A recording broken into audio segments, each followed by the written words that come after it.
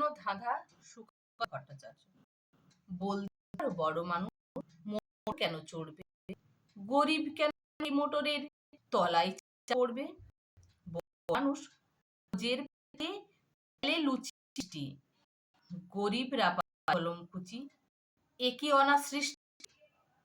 বলতে পারো ধনীর বাড়ি তৈরি যারা আছে, কুড়ে ঘরেই তারা কেন মাছির মরছে।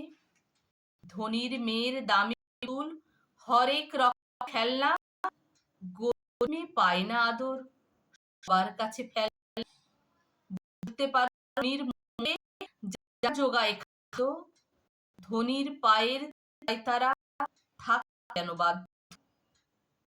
হিংছট সব মাথার মধ্যে কামড়ায়, লোকের তৈরি গরিব লোক আমরা।